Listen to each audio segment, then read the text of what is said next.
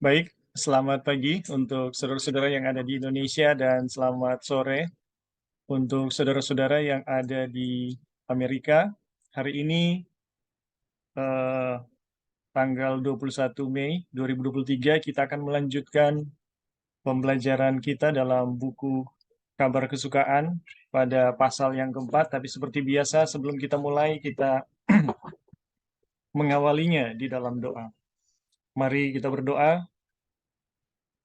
Bapa kami yang di surga, kembali lagi kami anak-anak-Mu datang ke hadirat-Mu. Kami bersyukur dan berterima kasih Bapa atas kebaikan dan kasih Bapa yang selalu nyata dalam kehidupan kami, yang saat ini memberi kami kesempatan untuk kembali mempelajari akan firman-Mu, pekabaran yang begitu indah yang Tuhan rindukan, agar kami mengerti demi kebaikan kami dan persiapan kami untuk kedatangan Tuhan. Dan terima kasih Tuhan, untuk berkat Roh Kudus yang akan membimbing kami sepanjang Bible Study ini, yang akan menuntun kami ke dalam seluruh kebenaran dan kebenaran yang akan memerdekakan kami. Terima kasih Tuhan untuk semua berkat-berkat yang akan kami rasakan sepanjang Bible Study ini. Memberkati jaringan internet selama Zoom berlangsung, biarlah dapat berlangsung dengan baik. Dan memberkati juga saudara-saudara kami yang lain yang mungkin belum terhubung dengan kami. Biarlah berkat-berkat surga yang sama boleh menjadi bagian kami semua. Terima kasih Bapa, inilah doa kami, di dalam nama Yesus kami sudah berdoa. Amin. Baik, eh, teman-teman, saat ini kita akan melanjutkan pembelajaran kita dalam buku Kabar Kesukaan pasal yang keempat. Dan kita telah memasuki subtopik perbudakan kafir ya. Namun seperti biasa kita akan mengulangi sedikit apa yang telah kita pelajari pada kemarin ya, dan beberapa waktu yang lalu ya, di mana poinnya sama ya, poinnya sama. Di situ kita bisa lihat ya, apa artinya penebusan atau mendapatkan berkat sebagai eh, anak-anak Allah atau anak-anak yang diadopsi ya. Jadi apa yang dimaksudkan dengan penebusan atau pengangkatan anak itu telah dibahas sepanjang eh, 2 atau 3 pertemuan yang terakhir ini ya. Dan apa yang telah kita pelajari pada waktu yang lalu, berkat penebusan ya, kalau kita ditebus oleh Yesus, apa artinya ya? Atau kalau kita diangkat oleh Tuhan sebagai anak-anaknya, apa artinya? Artinya adalah yang pertama, kita pelajari itu adalah kita dibuat selaras dengan hukum, atau kita dibuat hidup berjalan di dalam hukum Tuhan. Kita yang dulunya bertentangan ya, melawan hukum, hati kita jahat, kita memberontak, tetapi ketika kita diangkat sebagai anak, atau ketika kita ditebus ya, ketika kita ditebus oleh Tuhan ya, oleh Yesus, maka yang terjadi adalah kita dibuat selaras ya dengan hukum Tuhan.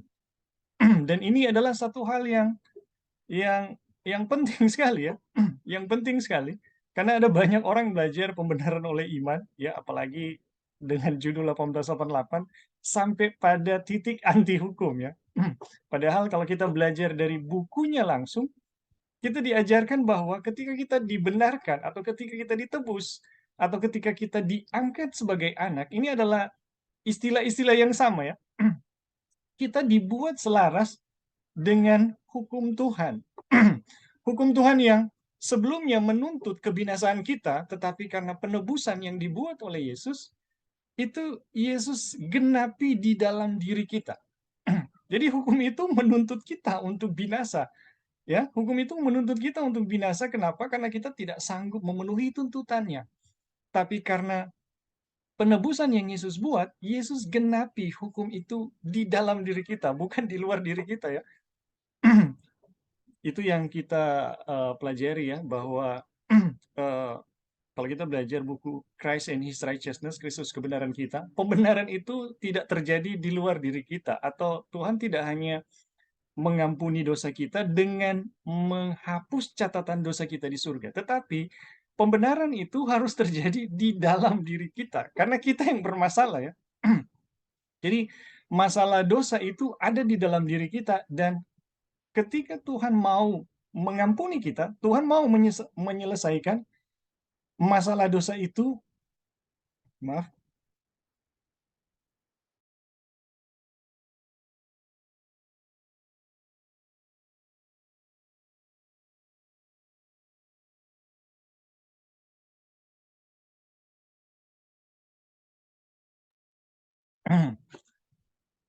Ya, jadi ketika Tuhan mau mengampuni kita, Tuhan mau menyelesaikan masalah dosa itu di dalam diri kita. Karena dosa itu ada di dalam diri kita, di dalam setiap serat tubuh kita. Dan itu harus Tuhan selesaikan di dalam diri kita, bukan di luar diri kita. Dan kenapa demikian? Karena hukum menuntut demikian. Dan kemudian kita belajar juga bahwa apa artinya penebusan atau pengangkatan sebagai anak, itu artinya hati kita itu telah dikuasai sepenuhnya oleh Tuhan, ya. Kalau dulu dia mengetuk dari luar, ya, tetapi ketika dia menebus kita, dia telah menguasai kita sepenuhnya, ya. Hati kita itu sepenuhnya menjadi satu eh, tamu yang terhormat, dan sebagai tamu satu-satunya yang mengendalikan, ya, yang mengendalikan hidup kita. Dan ketika ini terjadi, ada berkat yang besar sekali yang terjadi. Ketika hati kita dikuasai oleh Tuhan, ya, ketika hati kita dikuasai oleh Tuhan, kita diselaraskan dengan seluruh kehendak Tuhan. Yang terjadi adalah kita menjadi damai. Yang sebelumnya, sebelum kedamaian itu terjadi, atau sebelum kita dibuat selaras dengan Tuhan, hati kita itu bertentangan. Hati kita yang jahat bertentangan dengan kebenaran Tuhan. Tapi ketika Tuhan menguasai hati kita, kita dibuat selaras dengan Tuhan, dan yang terjadi adalah hati kita menjadi damai, dan kita mampu bersuka cita. Hal ini akan menghasilkan satu sukacita yang sangat sangat besar di dalam diri kita, bahkan di dalam penderitaan. Dan kemudian kita mampu, ya, ketika kita mendapatkan pengangkatan sebagai anak, atau ketika Tuhan menguasai hati kita, kita memiliki kekuatan, ya, untuk mengasihi sama seperti Dia mengasihi. Kita memiliki sifat ilahi yang sering kita dengar, ya. Kita harus memiliki karakter Yesus, karakter tabiat Tuhan. Tetapi di dalam pengangkatan anak itu terjadi, ya. Bagaimana karakter itu ditanam atau ditaruh di dalam diri kita. Jadi kalau sebelumnya kita tidak mampu mengasihi, ya, karena kita semua terlahir cinta diri, ya. Ketika kita diangkat sebagai anak, kita memiliki kekuatan untuk mengasihi orang lain sebagaimana Tuhan mengasihi. Dan ini adalah satu berkat yang besar sekali, ya. Kita memiliki sifat ilahi yang eh, tidak kita terima secara alamiah dari kelahiran kita, ya. Karena kita semua terlahir jahat, ya, mementingkan diri. Dan kemudian hal ini tidak bisa diklaim. Bagaimana kita menjadi anak-anak Allah itu bukan klaim dari kita, ya, bukan rasionalisasi, atau ada satu pernyataan positif seperti pelajaran-pelajaran tentang positive thing, ya, sesuatu yang positif yang kita pikirkan, yang kemudian kita ulang-ulangi. Ini bukan demikian, tetapi ketika kita diangkat sebagai anak, kita disaksikan oleh Roh Tuhan bahwa kita memang benar-benar anak. Jadi ada kesaksian yang akan lahir, ya. Ada kesaksian yang diberikan oleh Roh Tuhan bahwa kita itu betul-betul anak, ya. Itu bukan klaim, itu bukan rasionalisasi bahwa kita adalah anak. Itu bukan datang dari diri kita, tapi Roh Kudus, ya, Roh Kudus meneguhkan bahwa kita adalah anak karena pengangkatan yang dibuat oleh Yesus sendiri, ya. Dan kemudian ketika kita menerima pengangkatan anak, kita berhak atas semua yang dimiliki oleh Kristus. Waduh, ini luar biasa. Jadi, teman-teman, ketika kita menerima pengangkatan anak atau menerima penebusan dari Kristus, itu disaksikan oleh Roh Kudus. Itu bukan klaim, itu bukan positive thing, ya. Itu bukan rasionalisasi, tapi itu disaksikan oleh Roh Kudus bahwa kita memang betul-betul adalah anak Allah, dan hasilnya adalah kehidupan yang selaras dengan hukum. Kemudian hati kita itu dikuasai sepenuhnya oleh Tuhan, ada damai di dalam diri kita, ada sukacita, ya, yang besar di dalam diri kita, bahkan di dalam penderitaan, karena kita memiliki sifat ilahi yang tidak kita terima secara alamiah. Dan kemudian yang terakhir, kita memiliki apapun ya yang dimiliki oleh Yesus sendiri. Wah, ini berkat yang luar biasa yang kita akan terima ketika kita diadopsi sebagai anak-anak Allah. Atau ketika kita mengalami yang namanya penebusan. Nah, ini penting sekali karena ada banyak doktrin penebusan di luar sana, ya. Yang penting kita percaya sekalipun hidup di dalam begitu banyak dosa dan keinginan, ya, di mana dosa mengendalikan dan memperbudak. Mereka percaya bahwa mereka adalah anak-anak Allah. Tapi tidak demikian, ya, karena salah satu juga berkat dari pengadopsian anak atau diangkatnya kita sebagai anak atau ditebusnya kita memiliki kendali yang penuh atas diri kita, ya. Tidak ada yang namanya impulsif atau agresif, ya, atau apa namanya, reaktif, ya.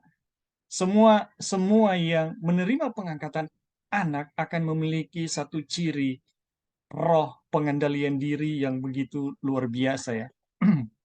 Jadi mereka sangat mengendalikan diri mereka. Dan ini adalah satu berkat yang luar biasa, kemuliaan yang begitu luar biasa, yang jika dibandingkan, ya, dengan apa yang dimiliki oleh raja-raja di bumi, itu tidak ada bandingannya. Jadi kira-kira seperti itu, ya, kalau kita mau ringkaskan beberapa pertemuan kita terakhir mengenai berkat penebusan atau diangkatnya kita sebagai anak-anak Allah.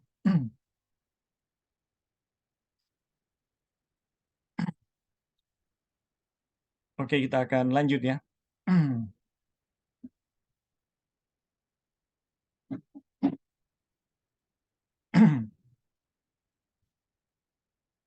Perbudakan kafir.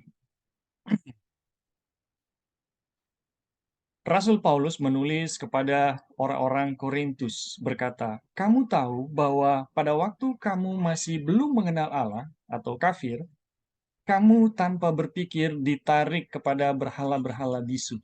1 Korintus 12 ayat 2. Demikian pula dengan orang-orang Galatia.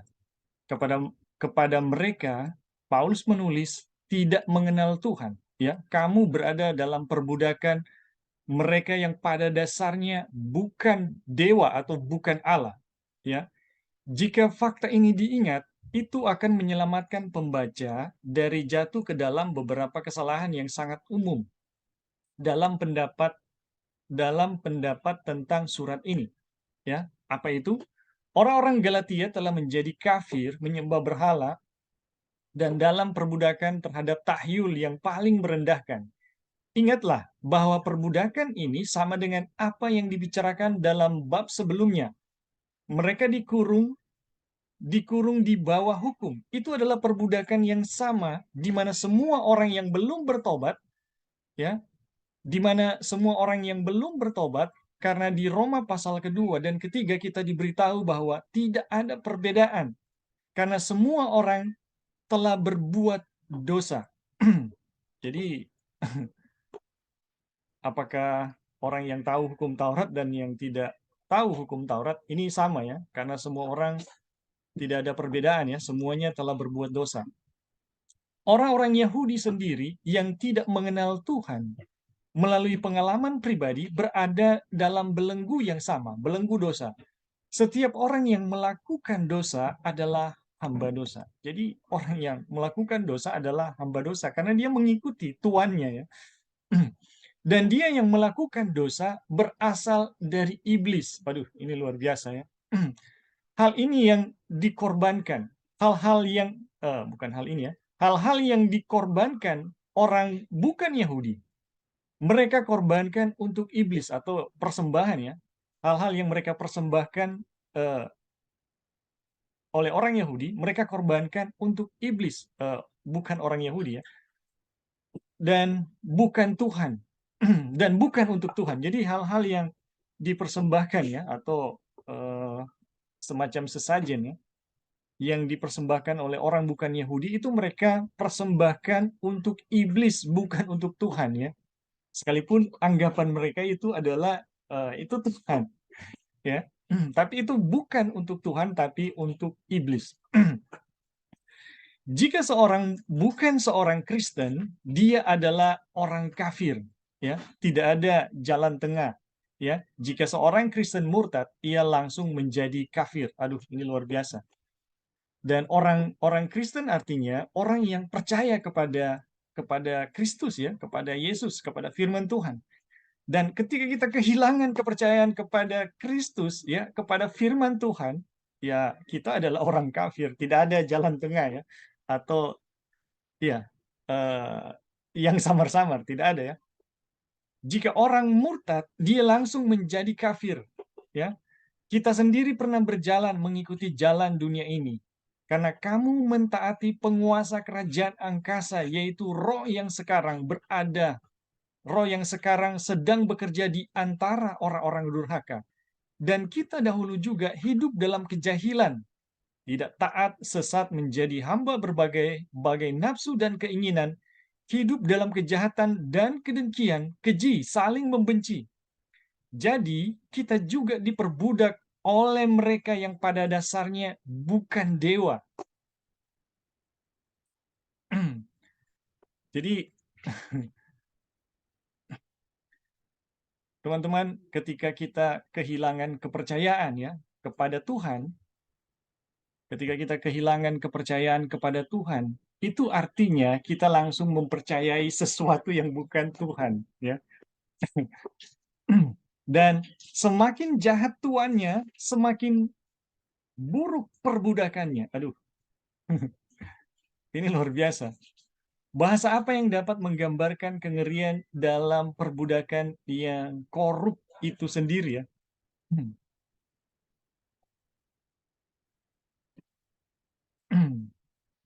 Jadi eh, di sini kita belajar ya bahwa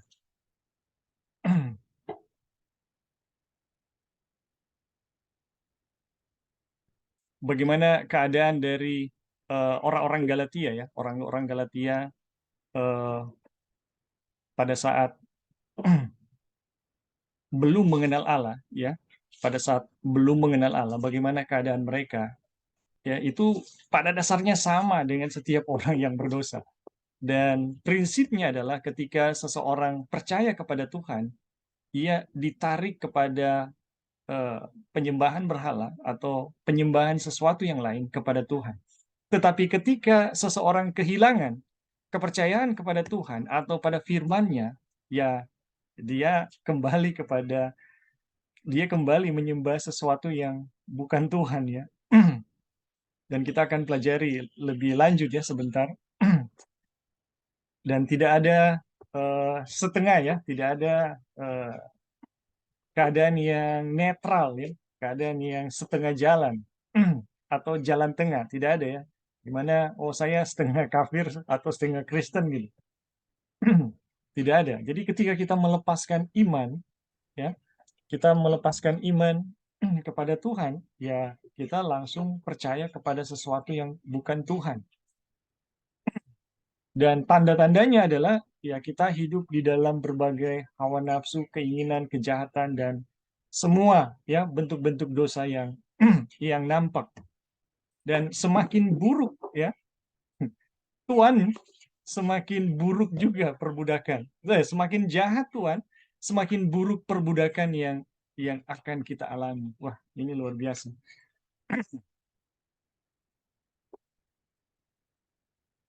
Oke, sampai di sini ada teman-teman atau saudara-saudara yang mau menambahkan atau menanggapi, dipersilakan.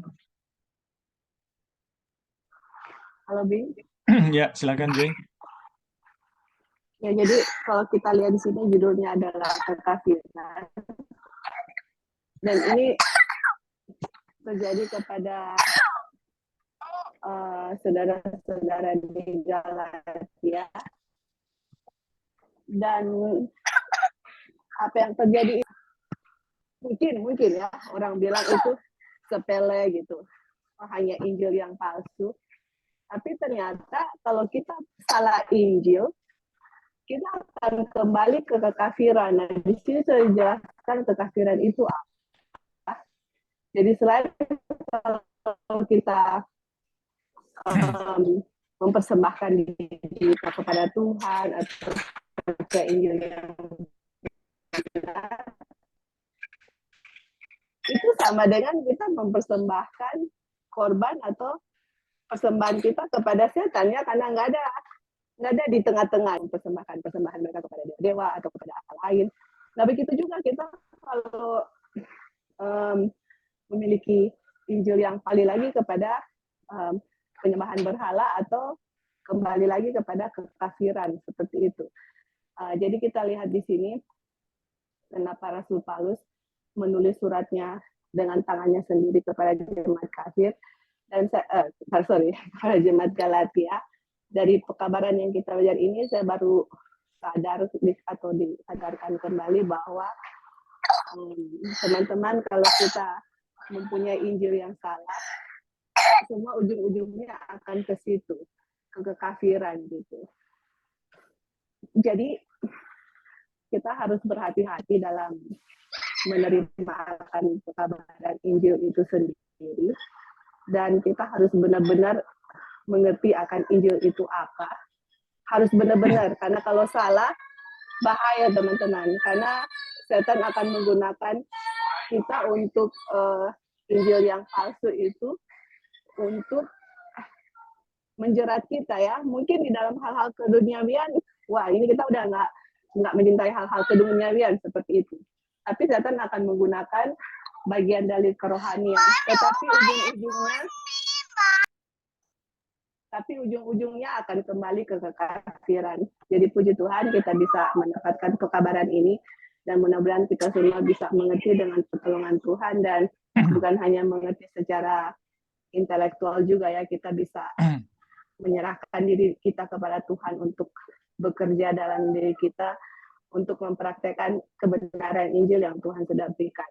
Okay, thank you, Bing. Ya, terima kasih Joy untuk tambahannya. Jadi betul sekali ya bahwa keadaan-keadaan di mana orang Galatia kembali ya kepada kekafiran itu adalah akibat dari Injil yang palsu, ya. Dan Injil yang palsu itu kalau kita baca tulisan Ellen White ya, Roh Nubuat, itu adalah jenis yang paling berbahaya dari semua strategi setan dalam menyerang umat Tuhan. Setan di dalam menaklukkan ya umat-umat Tuhan itu ada banyak cara yang dia pakai, tapi paling tidak ada 3 ya secara prinsip. Pertama, keduniawian, nggak mempan dengan keduniawian, dia pakai kekerasan ya, penganiayaan. Tetapi 2 hal ini sering dilakukan ya, keduniawian dan kekafiran, tetapi tidak ada yang lebih menghancurkan umat Tuhan daripada Injil yang palsu. Dan Injil yang palsu telah terbukti ya terhadap jemaat Galatia dan terbentuknya kepausan. Ini adalah bagaimana pekerjaan dari Injil yang palsu. Dan di masa pelayanan Ellen White, kalau kita bisa mempelajari sejarahnya, bagaimana terjadinya kemurtatan alfa di dalam gereja kita, itu karena Injil yang palsu ya. Dan Injil yang palsu itu itu kadang mirip luar biasa. sangat berdekatan gitu. Jadi kita harus betul-betul memahami ya, saudara-saudara, bagaimana Injil yang asli ya, dan tentunya kita harus mempelajari pada sumbernya ya. Karena efek dari Injil yang palsu itu nggak main-main hasilnya. Inilah alasan kenapa kita belajar buku Galatia ya. Oke, masih ada lagi teman-teman yang lain yang mau menambahkan?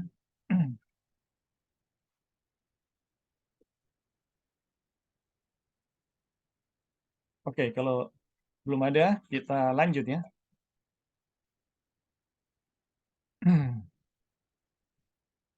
Jatuh cinta dengan perbudakan. Nah, ini luar biasa.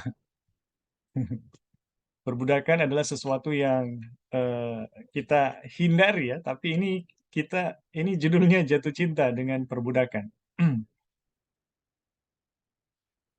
Tetapi sekarang, sesudah kamu mengenal Allah, atau lebih baik sesudah kamu dikenal Allah, bagaimanakah kamu berbalik lagi kepada roh-roh dunia yang lemah dan miskin, dan mau mulai memperhambakan atau memperbudak diri lagi kepadanya. Ini luar biasa ya pengalaman dari jemaat Galatia ya. Sudah mengenal Allah dan telah dikenal oleh Allah ya. Kemudian bagaimana bisa berbalik kepada roh-roh dunia yang lemah dan miskin dan mau mulai memperhambakan diri lagi kepadanya. Aduh. Tapi inilah keadaan dari jemaat Galatia ya yang disesatkan oleh Injil yang lain. Bukankah aneh jika seseorang jatuh cinta dengan rantai belenggu? Ya, Kristus telah menyatakan pembebasan kepada orang-orang tawanan dan kepada orang-orang yang terkurung, kelepasan dari penjara. Ini pernyataan Injil ya, pernyataan dan apa yang dibuat oleh Yesus. Berkata kepada para tawanan, pergilah, dan kepada mereka yang berada dalam kegelapan, tunjukkan dirimu. Namun, orang-orang yang telah mendengar kata-kata ini telah keluar dan telah melihat cahaya matahari kebenaran. Ini Wagoner lagi mengeksposisi ya pengalaman dari jemaat Galatia ya, dan telah merasakan manisnya kebebasan ya, kebebasan yang sebenarnya, berbalik dan kembali ke penjara. Aduh. Berbalik dan kembali ke penjara mereka, tunduk untuk diikat dengan rantai belenggu sebelumnya. Waduh, ini luar biasa. Ini pengalaman dari jemaat Galatia ya. Jadi mereka itu bukan cuma sekedar uh, uh, tahu kebenaran atau dikesankan dengan kebenaran, tapi mereka tahu persis dan mereka mengalami ya, dan merasakan indahnya, manisnya ya kebenaran, kebebasan, manisnya kebebasan ya. Dan kemudian berbalik dan kembali ke penjara ya, tunduk untuk diikat dengan rantai belenggu yang sebelumnya bahkan membelai mereka dan bekerja keras dalam pekerjaan dosa yang menjemukan. Aduh, ini luar biasa ya. Tapi itu keadaan dari jemaat Galatia. Siapa yang tidak mengalami pengalaman itu? Ini bukan khayalan, ya. Jadi teman-teman, ini bukan khayalan ya. Dan ini adalah pengalaman kita semua, ya. Siapa yang tidak mengalami pengalaman itu? Ini bukan khayalan. Ini adalah fakta bahwa seseorang bisa mencintai hal-hal yang paling menjijikan, bahkan kematian itu sendiri, karena kebijaksanaan berkata, semua orang yang membenci aku mencintai kematian. Jadi siapapun ya yang membenci Kristus itu artinya mencintai kematian. Dan ini semua terjadi karena Injil yang palsu atau Injil yang lain yang dibawakan oleh guru-guru yang palsu yang datang ke jemaat Galatia. Surat Galatia dalam surat Galatia kita memiliki gambaran yang jelas tentang pengalaman manusia. Jadi dalam surat Galatia kita belajar bagaimana orang kafir ditobatkan oleh Injil ya, oleh Rasul Paulus. Jadi Rasul Paulus adalah penginjil yang datang di jemaat Galatia, dan kemudian orang Galatia, jemaat Galatia yang dulunya kafir, kemudian ditobatkan, ya, ditobatkan menjadi orang-orang Kristen. Dan pertobatan mereka ini bukan hanya sekedar ikut-ikutan ya, tetapi karena pertobatan ini lahir dari satu pemahaman yang sungguh-sungguh oleh Rasul Paulus ya, yang dibawakan oleh Rasul Paulus, ini menghasilkan satu pengalaman yang luar biasa. Ada mujizat kalau kita belajar ya. Ada mujizat yang terjadi di tengah-tengah mereka. Mereka mengenal suara Tuhan, mereka mengenal Tuhan. Dan ada pengalaman-pengalaman yang bisa dibilang ajaib dan dahsyat yang dialami oleh jemaat Galatia. Tetapi eh, kemudian ya, kemudian oleh karena Injil yang lain, mereka kembali kepada kebiasaan-kebiasaan kafir ya, kebiasaan-kebiasaan kekafiran yang dulu mereka tinggalkan. Dan ini membuat kita harus melihat betapa seriusnya ya Injil yang benar dan Injil yang palsu ya. Ini saling bertentangan ya, dan pengaruhnya itu bagaimana ya, dan betapa pentingnya kita memahami Injil yang benar ya, yang diberikan Tuhan kepada kita. Oke, sampai di sini ada teman-teman yang mau menambahkan, dipersilakan.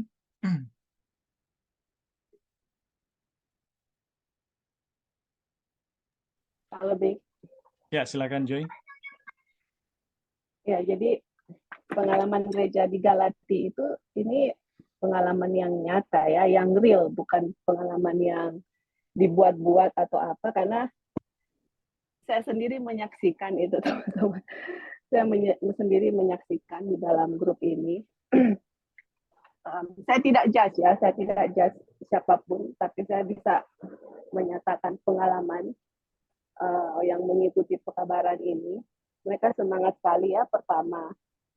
Terus banyak sekali perubahan dengan pekabaran ini. Ini bukan mengenai pribadi, ini pekabaran yang Tuhan berikan ya. Dari pekabaran ini, kehidupan mereka berubah, atau kehidupan seorang itu berubah.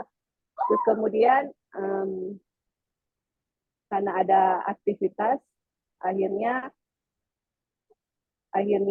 tidak lagi mengikuti pekabaran ini. Dan apa yang terjadi, hidupnya yang dulu, yang sebelum mengikuti pekabaran ini, kembali lagi kepada kehidupannya yang dulu begitu. Nah itu, dan hidupnya apa ya, yang waktu mengikuti pekabaran ini, aduh, bahagialah, puji Tuhan dengan mengenal akan Tuhan dan kebenarannya, banyak perubahan yang dilihat. Tapi akhirnya kembali lagi ke kehidupan yang semula. Jadi, tapi selama manusia atau kita semua hidup, semua kita masih mempunyai harapan lagi ya teman-teman. Cuman saya menyaksikan bahwa ini real, ini kenyataan teman-teman. Ini kenyataan yang kita hadapi, dan ini kenyataan yang Tuhan sudah berikan kepada kita. Jadi yang saya mau saksikan adalah ini ya teman-teman. Ini saya mau berbicara sebagai teman dan sebagai apa ya, sebagai teman atau sister in Christ.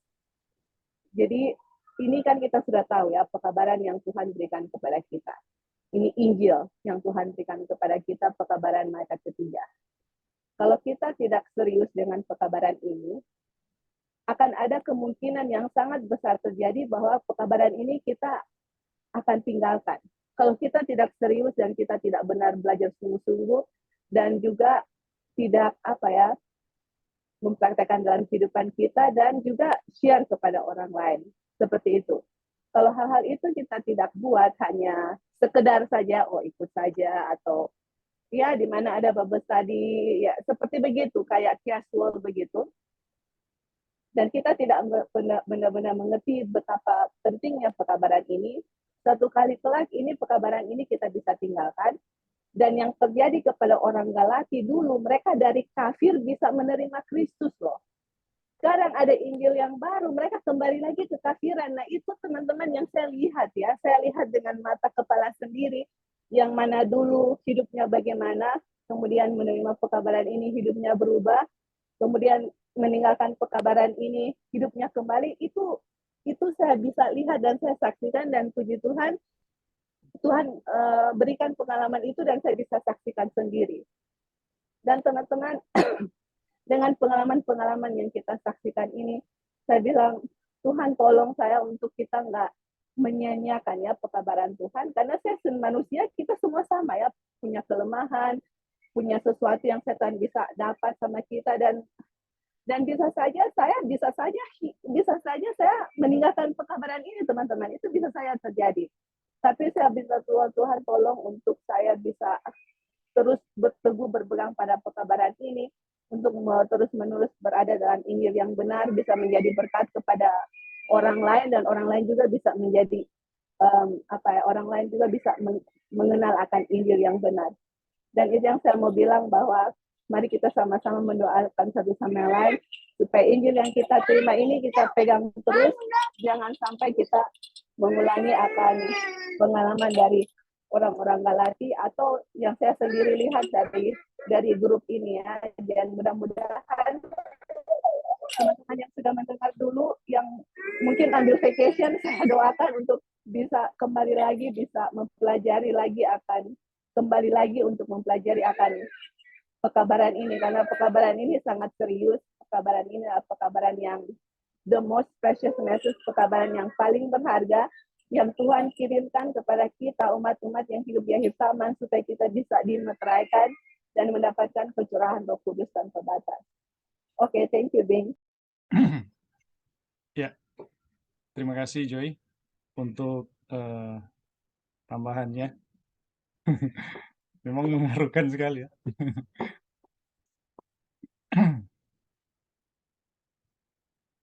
Jadi saudara-saudara,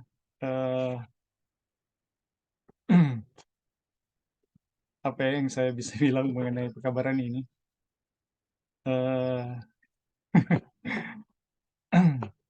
Kalau kita melihat ya di dalam pengalaman gereja kita ya, gereja kita di tahun 1844 ya,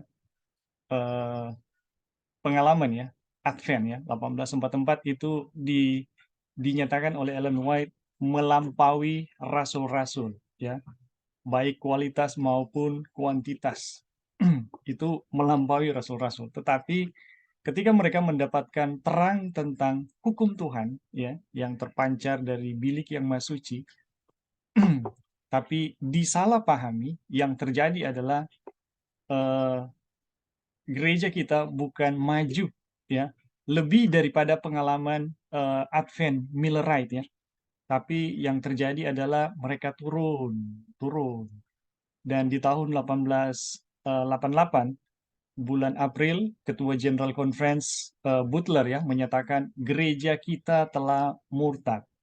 Kemudian di bulan Juli, Ellen White menyatakan gereja kita telah mati. Ini adalah pengalaman yang sama ya, yang dialami oleh jemaat Galatia, dialami oleh gereja kita. Yang kemudian kita tahu bersama, demi membangkitkan gereja kita kembali dan mengembalikan kerohanian gereja kita, Tuhan di dalam kemurahannya yang besar, dalam kasihnya yang besar, mengutus dua pendeta ya, mengutus dua pendeta yang membawakan pekabaran pekabaran keselamatan untuk mengembalikan keadaan umat kita yang mati, kemudian bangkit dan siap bagi kedatangan Tuhan. Tapi kita tahu bersama ya, pekabaran ini ditolak. Ditolak oleh mayoritas, sekalipun oleh gereja kita tidak diambil sikap ya, karena Ellen White melarang ya untuk melarang untuk di footing ya.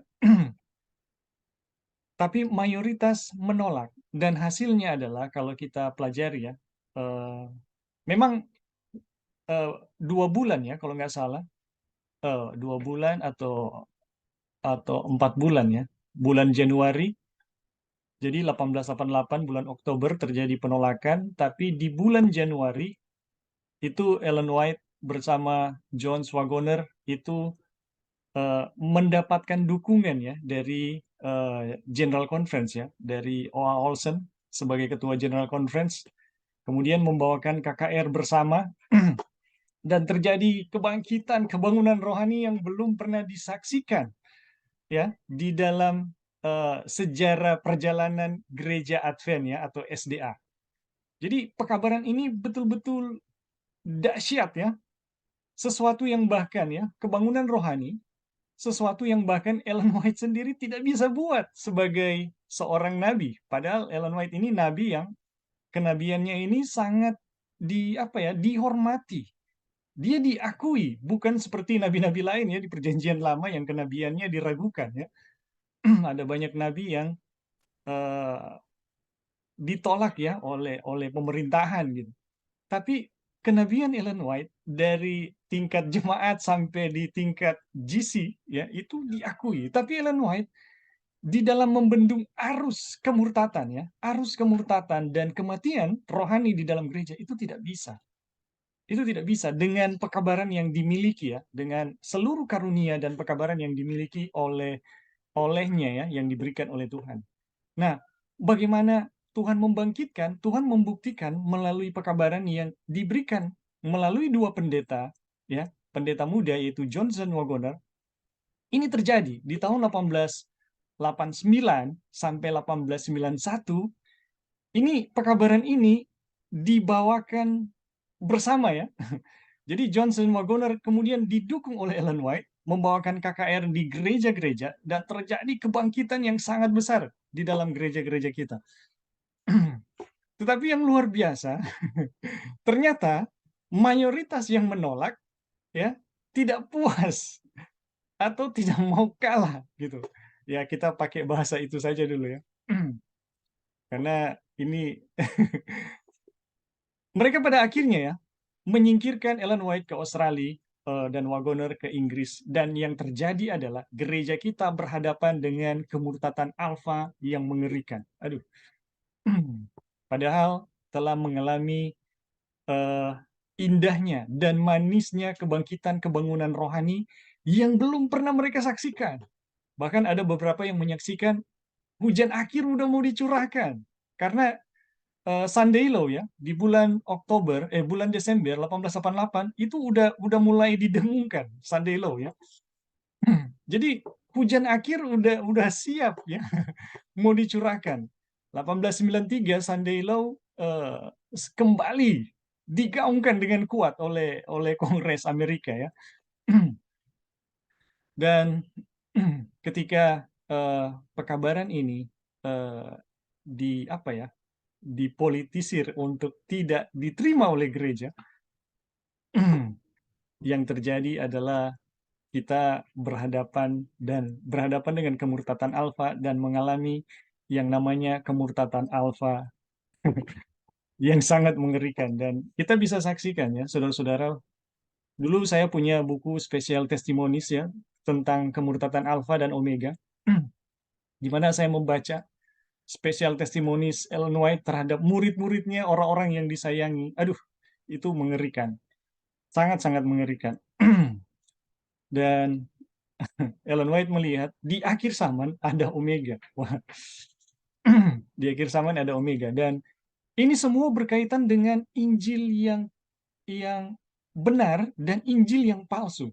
Ya, ini ini luar biasa keberadaan dari pekerjaan Injil yang benar dan Injil yang palsu, dan betapa pentingnya kita untuk memahami yang asli. Dan sangat sedikit yang memberi penghargaan, apresiasi, minat terhadap pekabaran Injil yang Ellen White sendiri mati-matian untuk membelanya gitu. Tapi pengalaman jemaat Galatia ya, pengalaman jemaat Galatia itu kita bisa belajar banyak hal bagaimana keadaan manusia ya, yang ketika dia menolak Tuhan, dia sementara mencintai kematian. Oke, sampai di sini masih ada teman-teman yang lain yang mau menambahkan.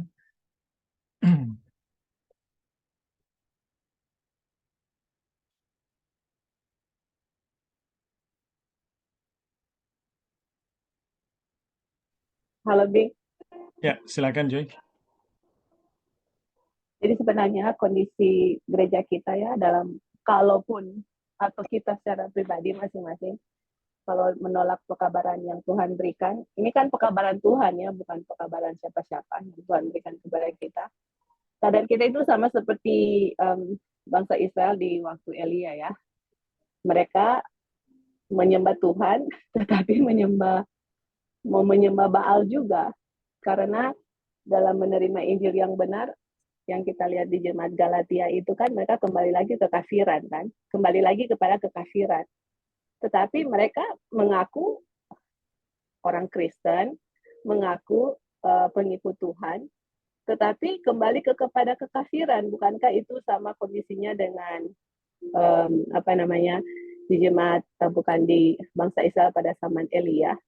Makanya pekabaran Elia adalah choose you this day ya, apa pilih kamu mau sembah Tuhan atau mau sembah Baal.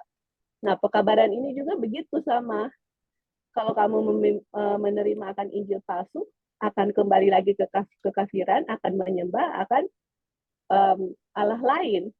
Makanya pekabaran ini membuat kita untuk memilih kepada siapa kita harus worship.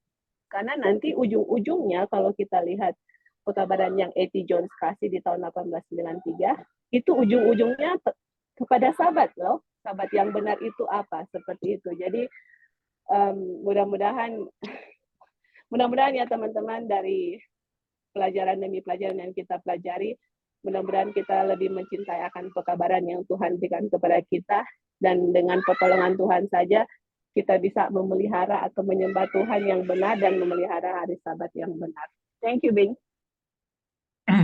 Ya, terima kasih Joy. Jadi ini kalau mau mengingat sejarah ya, aduh, ini ada kesedihan yang sangat dalam yang terbersit di hati ya. Karena saya melihat ya, saya telah berkenalan dengan pekabaran ini dari tahun 1997 ya, 1997. Dan melihat, mengikuti ya, mempelajari, kemudian mengikuti perkembangan dari pekabaran ini. Dan aduh, sangat sangat menyedihkan. Bagaimana serangan setan yang tidak habis-habisnya ya. Kalau dia boleh bunuh, dia bunuh orang-orang yang membawakan pekabaran ini. Ini betul-betul mengerikan ya. Dan saya sendiri bertanya, kenapa ini tidak terjadi kepada mereka yang membawa sesuatu yang lain gitu. Kok mereka tenang-tenang saja, aman-aman saja. Tapi pekabaran ini ya, bagaimana mendapatkan tantangan yang luar biasa, serangan itu betul-betul sesuatu yang apa ya, menyedihkan kalau melihat. Oke, kalau tidak ada lagi kita lanjut ya.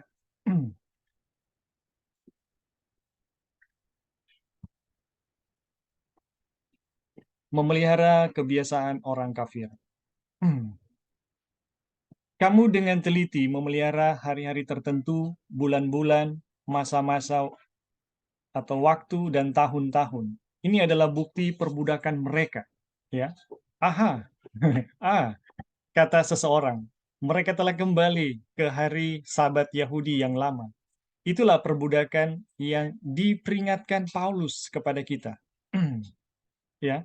Betapa anehnya bahwa manusia memiliki kebencian yang begitu tidak masuk akal terhadap hari Sabat. Nah, ini kita tahu bersama, banyak orang yang menggunakan ayat ini sebagai ayat tentang Sabat itu tidak penting. Ini kita lihat bukti bahwa Rasul Paulus ya mengidentifikasi pemeliharaan hari Sabat itu seperti kemurtatan ya, karena ketidakpercayaan atau karena mengikuti Injil yang lain.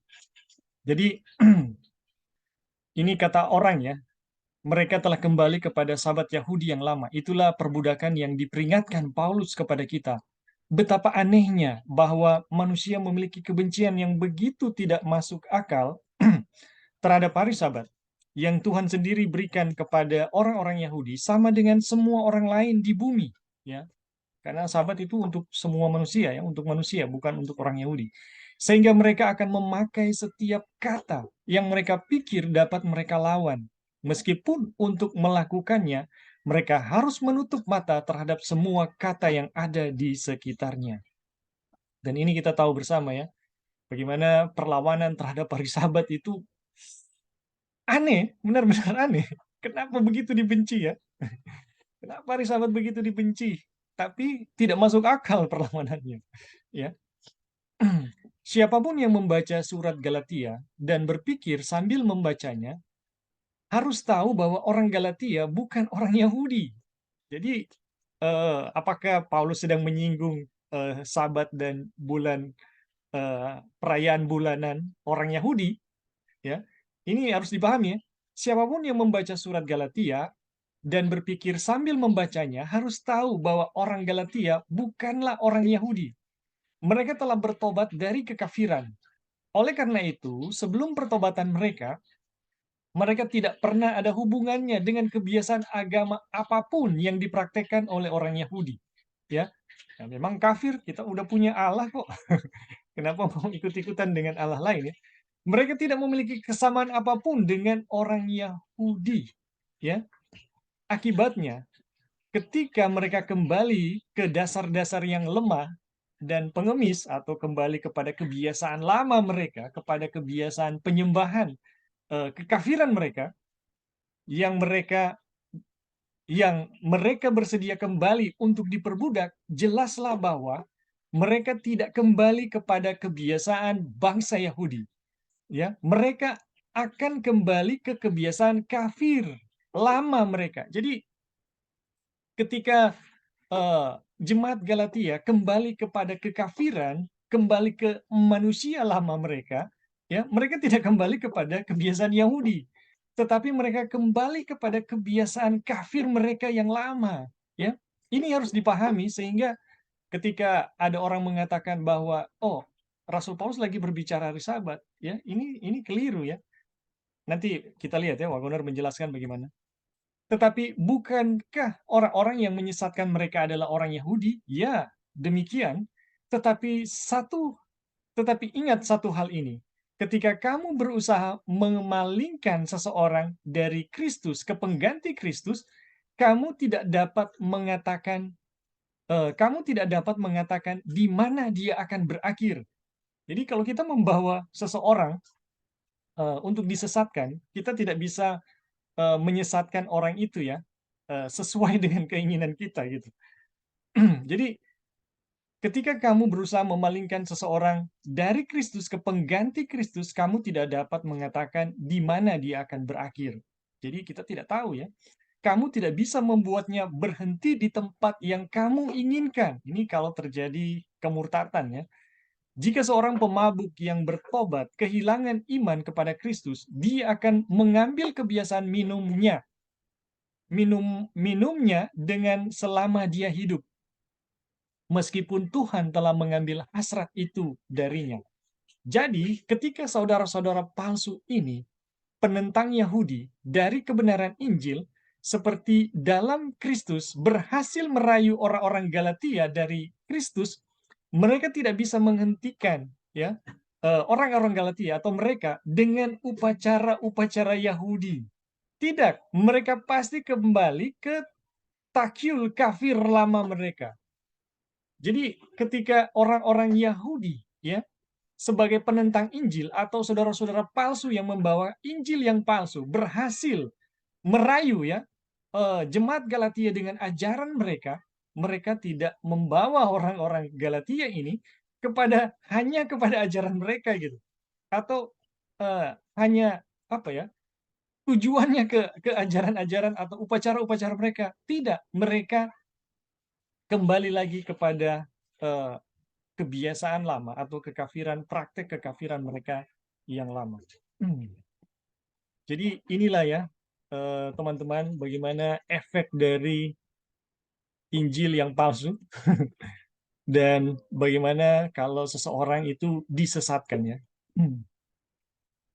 Oke, sampai di sini ada teman-teman yang mau menambahkan, dipersilakan atau memberi eh, komentar atau pertanyaan. Kalau Bing, Ya, silakan Joy. kita lihat kalau misalnya ada seorang dokter atau seorang perawat salah kasih obat kepada pasien, pasiennya itu mungkin bisa ada apa ya efek samping atau ada sesuatu yang terjadi yang bisa saja kalau diteker lagi bisa nyawanya bisa diselamatkan. Kalau kita lihat orang kasih Injil palsu teman-teman, terus kalau jiwa orang itu hilang, aduh mengerikan ya teman-teman karena pengaruh dari Injil palsu itu sangat berbahaya teman-teman. Bayangkan dari orang yang mengenal Tuhan kembali lagi ke kafiran, kembali lagi ke kekafiran hanya dengan Injil palsu. Sekarang saya nggak mau bilang hanya ya, ini mematikan loh. Ini bisa membuat orang itu kehilangan kehidupan kekal. Nah dulu saya juga suka kasih bubbles tadi ya dalam waktu dulu kita selalu mengenal pekabaran ini. Akhirnya yang terjadi adalah saya minta maaf atas pekabaran yang saya lihat salah. Kemudian saya delete semua YouTube video yang saya tahu itu salah. Dan saya bilang, aduh Tuhan, kalau dari yang saya kasih itu membuat orang hilang, kita minta maaf sama Tuhan dan kita minta Tuhan tolong bawa kembali kalau ada pekabaran yang saya kasih yang membuat orang itu mendapat Injil yang salah karena saya bisa lihat efeknya itu sangat sangat mengerikan dan orang itu bisa hilang dan kehilangan akan kerajaan surga dan saya yakin ya percaya Tuhan akan melakukan hal itu dan Tuhan walaupun saya tidak berdoa Tuhan akan melakukan hal itu apalagi kalau kita sudah doakan jadi teman-teman sekali lagi dalam menerima pekabaran atau membagikan pekabaran memang kita benar-benar harus kembali ke sumber asli dari pekabaran itu sendiri jangan pernah mengabarkan pekabaran malaikat ketiga hanya dengan mendengar oh si A bilang ini pekabaran A.T. Jones benar si B bilang ini terus kita kasih pekabarannya make sure baca bukunya make sure kita mengerti pekabarannya sebelum kita bagikan karena kalau kita salah bagikan Injil palsu bisa membuat orang hilang loh teman-teman ini sangat serius ya dan Tuhan mengingatkan kita kembali bagaimana keadaan orang yang menerima Injil yang palsu tapi dengan keadaan apapun itu Tuhan banyak cara ya untuk mengembalikan karena mengembalikan kita dan saya sebagai saksi yang pribadi yang Tuhan mengembalikan kepada Injil yang benar bukan berada dalam Injil yang palsu dan saya bisa saksikan perbedaan yang luar biasa dalam hidup berada dalam Injil yang palsu dengan hidup berada dalam Injil yang benar itu sangat luar biasa perbedaannya dan puji Tuhan akan pekabaran ini kita tetap saling mendoakan dan benar-benar sangat serius untuk mempelajari, mengerti dan menghidupkan pekabaran ini. Oke, thank you, Bing. Ya, terima kasih Joy untuk tambahannya. Ada teman-teman yang lain? Ada Wira, gimana Wira? Ada Sister Teli, ada Kak Acil, ada Brother Jackie, ada Brother Dino.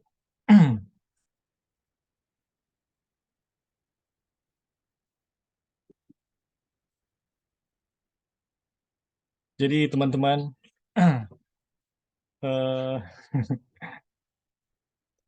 ini pengalamannya, ini sebuah pengalaman ya, sebuah pengalaman dari Jemaat Galatia dan efek dari Injil yang palsu. Ya, tadi saya sempat singgung ya mengenai bagaimana kondisi gereja kita ketika pekabaran Injil ya, Injil dari yang disampaikan oleh dua pendeta ini, yaitu Johnson Waggoner itu eh, ya kita bilang ditolak ya, atau tidak mendapatkan penerimaan yang seharusnya seperti yang seharusnya, itu gereja kita mengalami satu keadaan yang sangat-sangat mengerikan. Teman-teman mungkin kalau bisa baca ya buku Selected Message jilid 1, jilid 2, jilid 3, atau dalam bahasa Indonesia Nasihat Allah untuk Masa Kini, itu adalah keadaan dari sehubungan ya dengan pekabaran 1888. Kalau juga mau baca Testimonies to Ministry, ya nasihat kepada pendeta dan pelayan Injil, Gospel Workers, itu sama ya. Itu keadaan-keadaan yang ditulis oleh Ellen White, nasihat-nasihat yang ditulis oleh Ellen White dengan latar belakang pekabaran ini. Jadi bagaimana pekabaran ini, bagaimana sikap dari pemimpin-pemimpin terhadap pekabaran ini, ya, atau orang-orang yang bertanggung jawab di dalam organisasi bersikap terhadap pekabaran ini, buku-buku itu ditulis ya. Buku-buku itu ditulis dan teman-teman bisa membacanya. Dan itu tersedia ya dalam bahasa Indonesia maupun bahasa Inggris. Itu tersedia. Teman-teman, ada satu hal yang sangat mengharukan dan betapa pentingnya ya kita memahami sesuatu yang betul-betul Injil. Dan satu hal ya dari pengalaman, kalau ada sesuatu yang saya rasa begitu sulit, begitu berat, itu adalah ketika itu dibuat begitu mirip. Aduh, itu dibuat begitu mirip ya. Judulnya sama 1888, materinya sama gitu, Johnson Wagoner ya. Tapi apa yang dijelaskan itu ternyata poin-poinnya berbeda gitu. Nah, tadi juga sempat disinggung lah oleh brother Jackie mengenai jemaat di Malang. Itu pun mengalami hal yang sama ya. Itu mengalami hal yang sama. Bagaimana mereka berhadapan dengan pekabaran yang mirip, mirip, ya.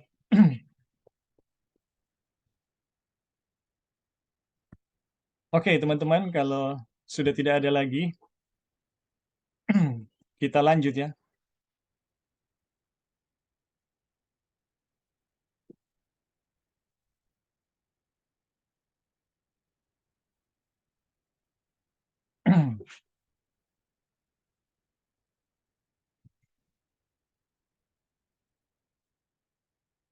Kebiasaan-kebiasaan yang terlarang.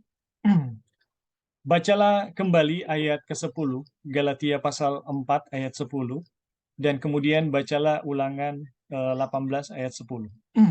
Di antara kamu jangan didapati seorang pun yang mempersembahkan anaknya laki-laki atau anaknya perempuan sebagai korban dalam api, ya, ataupun seorang yang menjadi petenung, ya, seorang yang peramal, yang seorang penelaah, seorang penyihir, ya.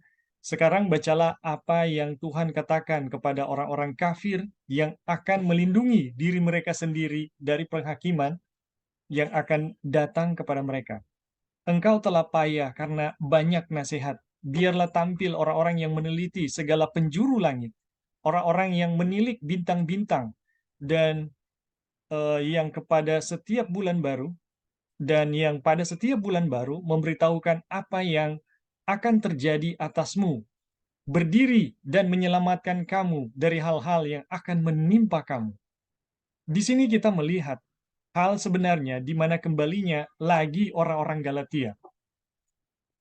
Di sini kita melihat hal yang sebenarnya di mana kembalinya lagi orang Galatia dilarang oleh Tuhan ketika dia membawa Israel keluar dari Mesir. Jadi ini adalah larangan-larangan yang Tuhan berikan ya ketika Israel dibawa keluar dari Mesir. Sekarang kita mungkin juga mengatakan bahwa ketika Tuhan melarang hal-hal ini, dia memperingatkan Israel yang menentang ya memelihara hari Sabat.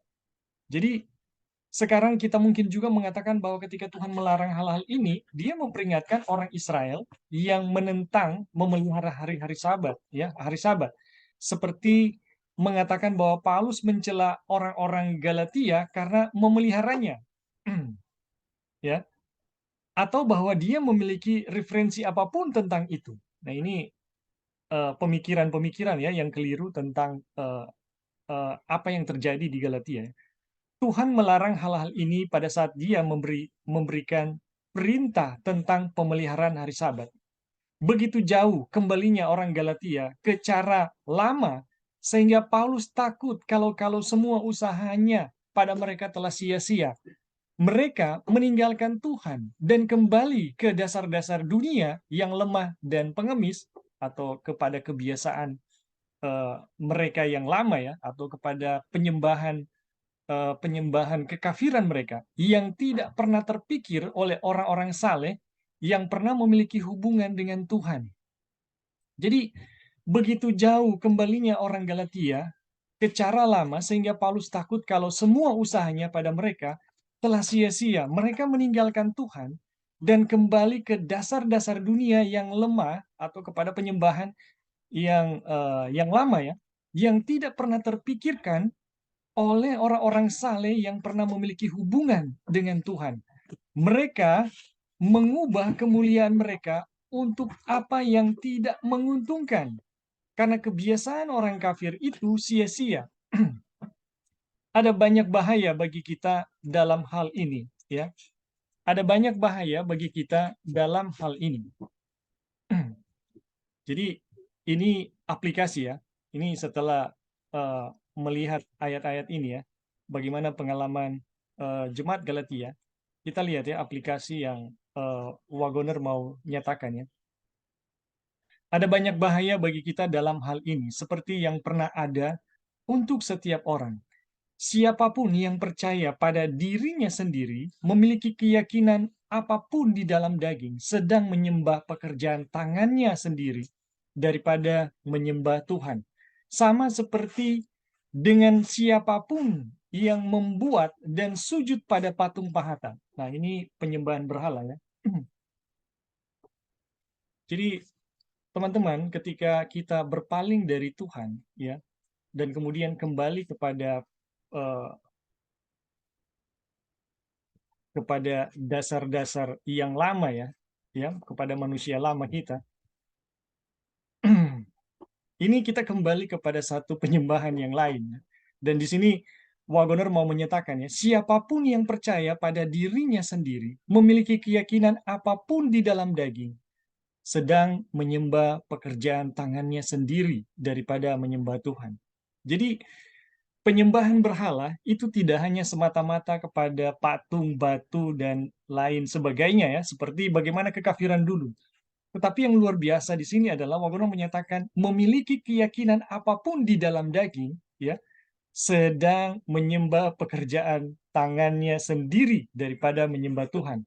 Sama seperti dengan sujud, ya, sama seperti dengan siapapun yang membuat dan sujud pada patung pahatan. Aduh, ini luar biasa ya. Kemudian, sangat mudah bagi seseorang untuk percaya pada kecerdasannya sendiri. Nah, ini ketika kita begitu yakin bahwa saya begitu cerdas ya, lebih memahami daripada orang lain ya.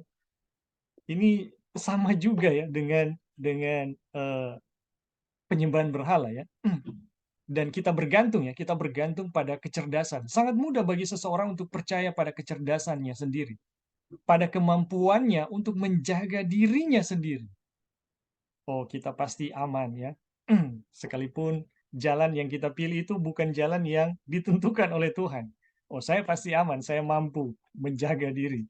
Ya, ini sebenarnya adalah tanda kita telah bergantung pada kecerdasan kita ya, pada hikmat kita, bukan bergantung kepada Tuhan. Kemudian, dan lupa bahwa pikiran orang bijak pun sia-sia dan bahwa tidak ada kuasa selain dari Tuhan. Ya, ini penyembahan berhala ya. Bagaimana kita bergantung pada diri dan kemampuan-kemampuan kita ya, apakah itu kecerdasan, apakah itu kekuatan, bahkan bisa saja pengaruh ya. Kalau kita bergantung kepada hal-hal tersebut bukan kepada Tuhan, ini adalah sama dengan penyembahan berhala ya. Janganlah orang bijaksana bermegah karena kebijaksanaannya. Janganlah orang kuat bermegah karena kekuatannya. Dan janganlah orang kaya bermegah karena kekayaannya. Tetapi siapa yang mau bermegah, baiklah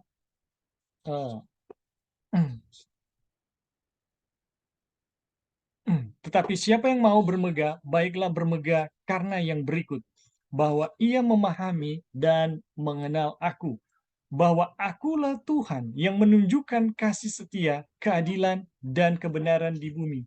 Sungguh, semuanya semuanya itu kusukai, demikianlah firman Tuhan. Jadi teman-teman, eh, aplikasi ya dari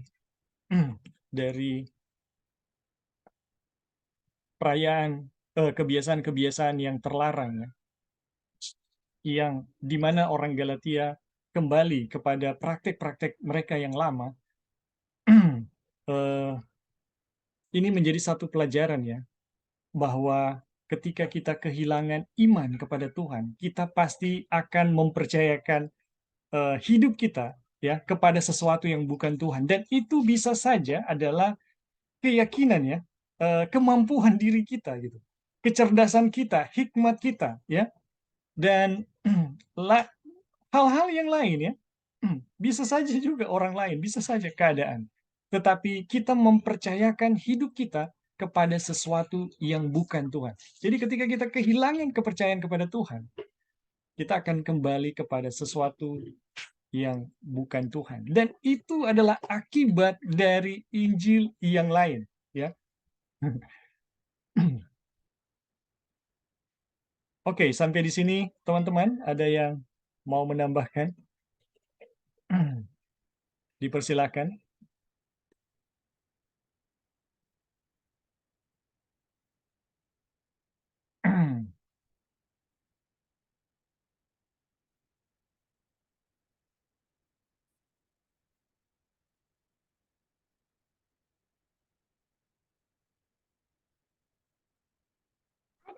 Kalau lebih Ya, silakan Joy. ya, jadi kita bisa melihat ya kenapa orang-orang Galati itu bisa kembali lagi ke kekafiran ya karena hal-hal ini yang kita baru baca gitu. Ternyata dalam um, kembali lagi ke kekafiran itu kan ada yang Tuhan berikan kepada bangsa Israel itu waktu mereka keluar dari tanah Mesir. Itu yang pertama itu tadi apa itu Bing? Boleh yang pertama itu nggak nggak boleh apa yang anak laki-laki perempuan Oh iya, jangan dikorbankan atau gimana itu. Sorry kita lagi bentar ya. Ini. nah, Di ini antara kamu janganlah didapati seorang pun yang mempersembahkan anaknya laki-laki atau perempuan sebagai korban dalam api, atau seorang yang menjadi petenung, seorang peramal, seorang penelaah, seorang penyihir. iya jadi itu kan adalah kebiasaan-kebiasaan bangsa kafir ya seperti itu. Dan ternyata di sini dia punya aplikasi juga teman-teman. Mungkin kalau kita lihat bangsa kafir mempersembahkan anaknya atau bangsa kafir menyembah patung, kita rasanya geli gitu melihatnya.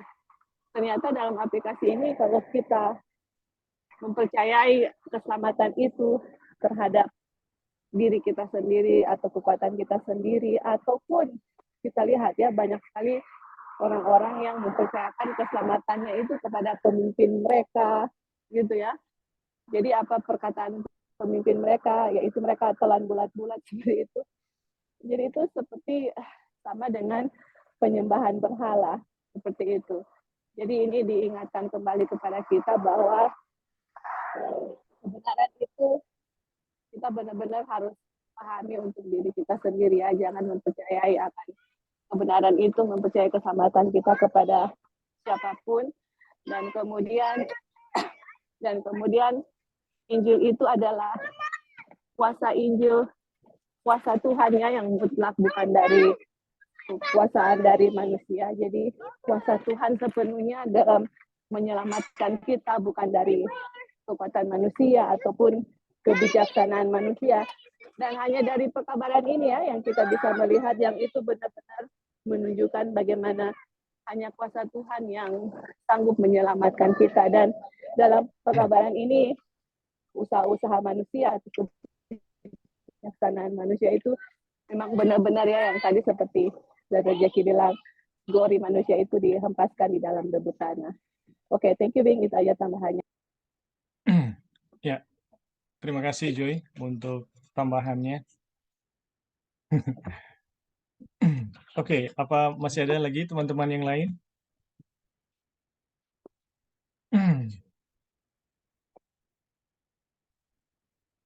Dari Wira, bagaimana Wira?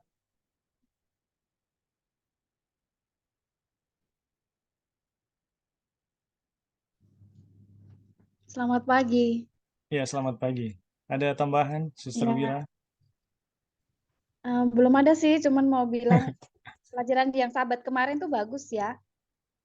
Oh Dan iya, karena bisa konsentrasi juga, jadi bisa lebih banyak yang diserap. Nah ini karena saya disambi nyambi, jadi ya mungkin nggak begitu paham banget. Cuman ya ini kayak jadi satu pekabaran apa ya, kabar baik lah, kabar sukacita, kabar eh, kayak kita melakukan segala sesuatu tuh kayak bukan beban gitu loh. Untuk Tuhan gitu tuh kayak bukan beban, bukan apa ya, ya gitulah. Bersyukur banget sih bisa denger ini meskipun belum apa ya, belum bisa penuh banget ya, mungkin kayaknya harus terpanggil untuk membaca bukunya sendiri ya, punya pengalaman dengan tulisan ini iya. gitu. Terima kasih terutama untuk hari Sabat kemarin. Itu aja, terima Ya, kasih Kak Ebing. terima kasih Sister Wira.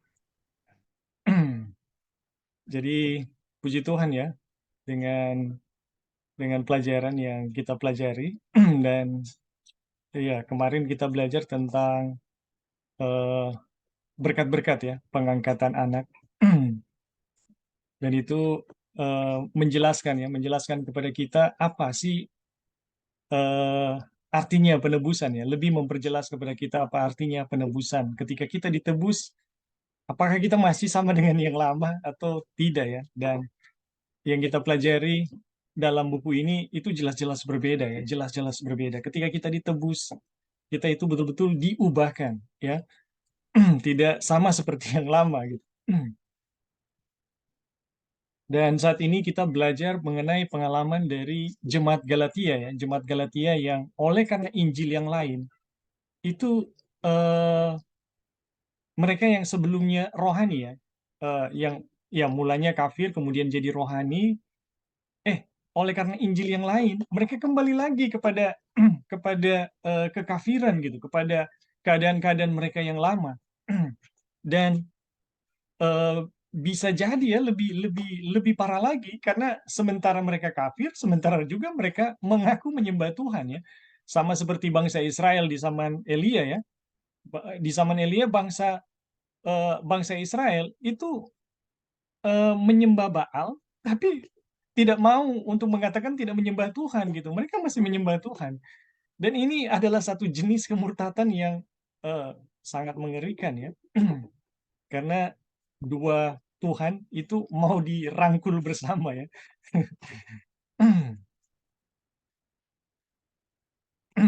Dan kita belajar ya dari pelajaran ini ketika eh, ketika kita kehilangan ya kepercayaan kepada Tuhan, ya kita akan kembali lagi kepada keadaan-keadaan kita yang lama.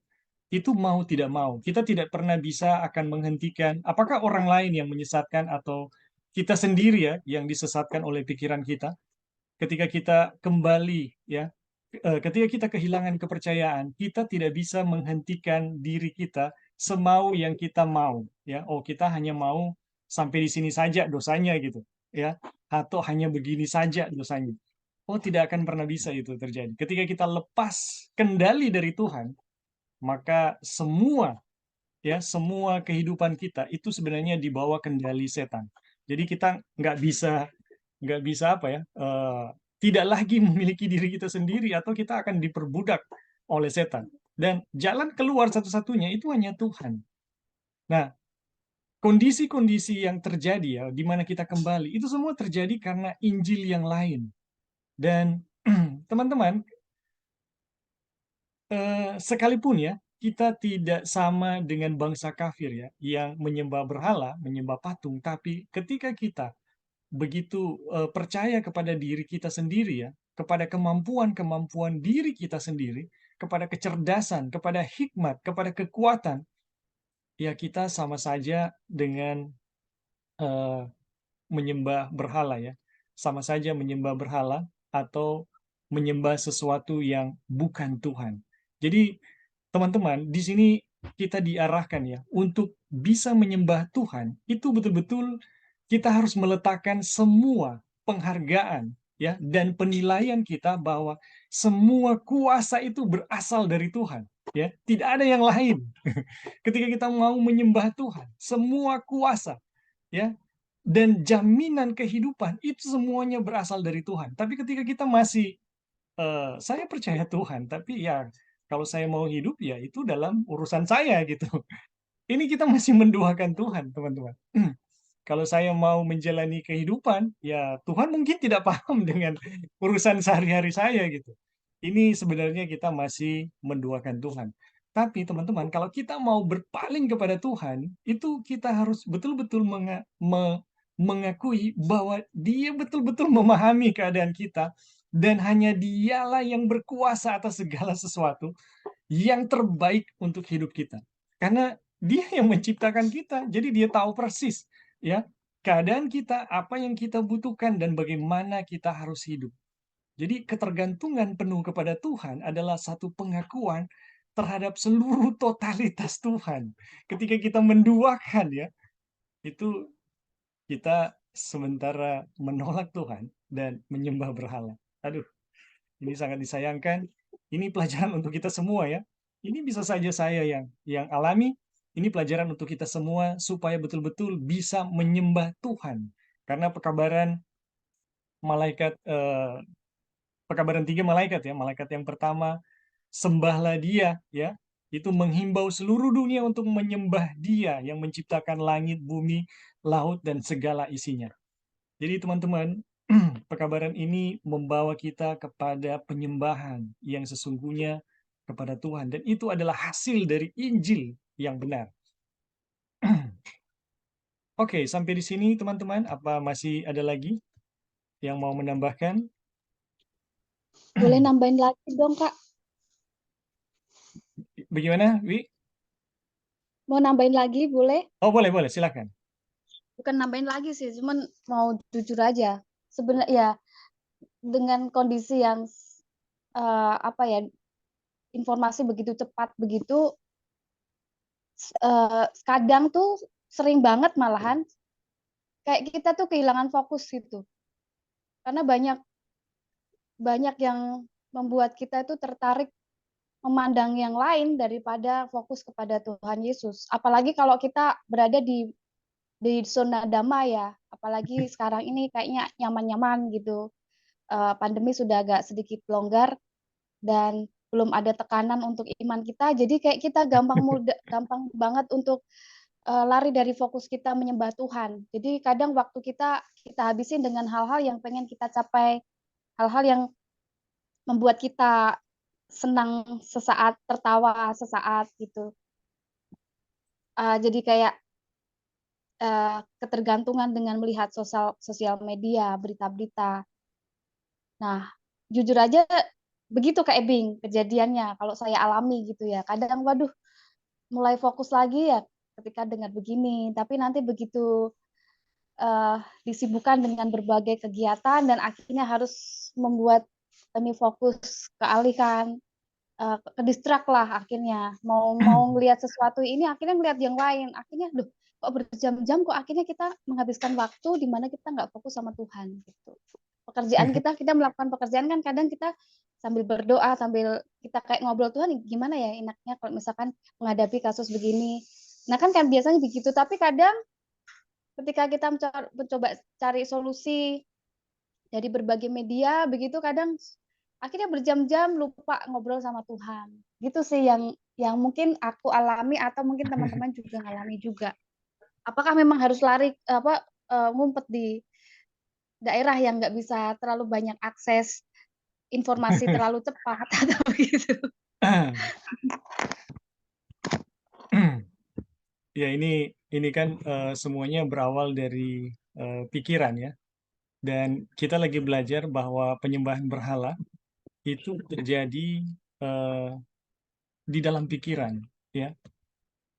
Ketergantungan eh, kita kepada diri sendiri, ya, kepada kemampuan-kemampuan kita, keyakinan terhadap sesuatu yang selain Tuhan, ya, itu adalah bentuk penyembahan berhala. Nah, bentuk penyembahan berhala ini itu harus direformasi di dalam pikiran dulu gitu. Bagaimana kita bergantung sepenuhnya kepada Tuhan, ya. Dan memang eh, ayat Matius 6 ya, ayat 33 itu membantu kita ya. Bagaimana kita memprioritaskan Tuhan, itu membantu kita untuk memahami kita lagi menyembah Tuhan atau enggak gitu ya. Jadi tapi ini sekali lagi ya, ini awalnya semuanya di dalam pikiran. Jadi ketika kita menyembah Tuhan di dalam pikiran, ya prakteknya juga kita pasti menyembah Tuhan. Tapi ketika kita telah menyembah sesuatu yang bukan Tuhan ya di dalam pikiran, kita pasti praktiknya akan menyembah sesuatu yang bukan Tuhan ya dalam keadaan yang bagaimanapun ya. Dan kita bisa lihat ya, Lucifer sendiri menyembah dirinya ya itu di dalam kondisi yang sangat-sangat bisa dibilang kondusif ya, tidak ada dosa satupun. Jadi pembenahan itu harus dari akarnya. Nah, ketika kita menemukan sumbernya dan membenahi sumbernya, ya, kemudian kita mendapatkan tempat, misalnya ya, dari stimulan yang jauh dari stimulan yang negatif, oh itu jauh lebih baik, ya. Tetapi kalau kita mau berharap bahwa pemulihan itu terjadi oleh karena tempat atau keadaan, ya itu sama juga kita lagi masuk dalam satu bentuk penyembahan berhala yang baru ya, di mana kita berharap selain Tuhan ya, kita bisa berubah. Mungkin kita berharap tempat, mungkin kita berharap keadaan untuk bisa mengubah ya. Tapi itu sama saja gitu dengan menyembah sesuatu yang bukan Tuhan atau kita berharap perubahan itu terjadi bukan karena Tuhan. Nah, sekarang bagaimana kalau kita sudah masuk pada keadaan yang ya Tuhan kok terus gimana gitu? Saya sudah dalam keadaan yang tidak berdaya. Teman-teman, itulah alasan yang paling kuat untuk kita berpaling kepada Tuhan. Ketika kita insaf bahwa ya Tuhan, saya sudah tidak lagi di dalam keadaan yang baik, tapi saya ini betul-betul terikat, terjepit ya. Tolong Tuhan. Di sinilah kita melihat bagaimana Tuhan akan menunjukkan kekuatannya. Dia mau melepaskan kita dari dosa kita, bahkan dari keadaan-keadaan yang membuat kita berdosa. Ya, penebusan itu bukan hanya menebus kita dari dosa, tapi membuat kita ditebus dari keadaan-keadaan yang membuat kita berdosa. Mungkin seperti itu yang kita bisa berikan. Ada mungkin teman-teman yang lain yang mau menambahkan atau menanggapi dari tanggapannya Sister Wira. Ya, halo Bing. Ya, silakan Joy. Ya, hanya tambahan saja yang tadi Ebi sudah kasih. Itu udah puji Tuhan dan tambahan aja. Jadi ini kan semua kita mempunyai pengalaman yang mungkin sama ya seperti itu. Jadi yang terjadi adalah misalnya nih untuk menggantikan ya sesuatu misalnya sosial media atau yang lain-lain yang membuat kita teralih pikiran kita kepada Tuhan. Jadi kalau kita mau menghentikan, maksudnya mau supaya kita benar-benar fokus, kalau kita mau menghentikan sesuatu, itu yang saya punya pengalaman sendiri, itu harus diisi dengan sesuatu begitu. Karena itu juga ada pengalaman apa yang Tuhan Yesus kasih perumpamaan yang apa itu yang rumahnya itu yang ada roh jahat terus roh jahatnya keluar, ya kan Bing? Kalau tidak rumah kosong rumah kosong itu akan kembali lagi ya, roh yang jahat itu 7 kali lipat lebih parah. Jadi yang kita anjurkan ini dari pengalaman kita juga sendiri adalah kalau kita mau benar-benar fokus sama Tuhan, tidak apa ya, perhatian kita tidak teralih kepada hal-hal duniawi atau sosial media yang sangat sangat menggiurkan dan membuat kita apa ya, tidak fokus. Itu ada sesuatu hal-hal yang untuk Tuhan yang harus kita bikin gitu. Ada sesuatu hal-hal positif yang harus diisi untuk menggantikan hal-hal negatif. Karena kalaupun kita bilang ya, misalnya yang tadi Edin bilang, itu sudah bagus. Terus kemudian kita tidak ada sesuatu yang kita bisa ganti untuk Tuhan, itu kita akan kembali lagi gitu. Jadi kita masing-masing ya pikir apa yang saya bisa lakukan untuk Tuhan misalnya. Kalau misalnya kita, misalnya contohnya kita ya, saya bisa contoh. Oke, saya ganti untuk Tuhan, ya, mau ganti hal-hal seperti itu. Saya gunakan waktu untuk misalnya mengedit lagi buku-buku pekabaran Malaikat Ketiga A.T. Jones dengan Wagner. Kemudian bikin mendengar pekabarannya, taruh di dalam Bible study, seperti itu. Jadi ada hal-hal dan kalian tahu apa yang kalian bisa gunakan untuk Tuhan. Jadi kita punya waktu itu benar-benar terisi dan fokus lagi kepada Tuhan, seperti itu. Jadi mungkin itu hanya tambahan saja untuk bisa apa ya, kalau menggantikan sesuatu yang negatif, kita bisa gantikan dengan hal-hal yang positif gitu. Oke, Bing, thank you. Ya, baik. Terima kasih Joy untuk tambahan. Bagaimana Sister Wira? Terima kasih Kak. Jadi memang kita harus melibatkan diri kepada apa ya, pekerjaan Kristus ya. Ya, Supaya itu akan apa ya? Menjaga keberadaan kita ya, supaya tetap terhubung dengan Tuhan. Nah, kita ingat juga ada kutipan Ellen White ya, yang mengatakan adalah rencana setan ya, supaya kita memasuki satu pekerjaan yang tidak selaras dengan pekerjaan yang Yesus buat di bilik yang maha suci. Ya. Adalah rencana setan yang sangat besar kalau nggak salah, membuat kita memasuki satu pekerjaan yang pekerjaan itu ternyata tidak selaras dengan pekerjaan yang Yesus buat di bilik yang maha suci. Oke, gimana Sister Wira? Masih ada? Oke Kak, lanjut Kak. Ini kita sudah tidak lanjut lagi ya untuk pembahasan karena waktu kita ini udah harus diakhiri. Mungkin ada saudara-saudara yang lain yang mau memberi tanggapan sehubungan dengan pembicaraan kita yang terakhir ataupun materi yang sedang yang sudah kita pelajari tadi. Ada Sister Greenberg. Gimana Sister Greenberg? Ada tambahan?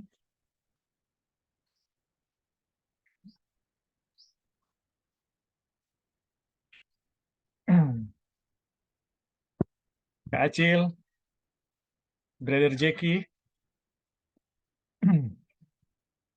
Ya, boleh. Ya, silakan.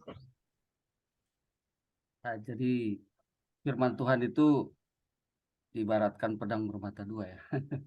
Iya. Jadi kemarin kesaksiannya Sis Wira, wah sukacita. Tapi pekabaran ya, hari ini sebenarnya jadi seperti pembedahan ya, dibedah kita. Karena bagaimana tidak ya, kita harus hati-hati sekali di dalam menerima pengajaran. Iya. Di dalam menerima Injil yang lain. Jadi orang Galatia ini kan sudah menerima Injil kebenaran, sudah di dalam gereja. Tapi kemudian karena Injil yang lain, dianggap, dipandang sebenarnya ya, memang tidak kembali kepada kehidupan-kehidupan yang lama seperti orang kafir, tapi dianggap, dia dikategorikan kembali lagi kepada penyembahan berhala, karena penyembahan berhala itu sebenarnya kan diri. Nah, ketika tadi disinggung mengenai handphone, nah ini juga kan berhala kalau prioritas kita bukan kepada Tuhan.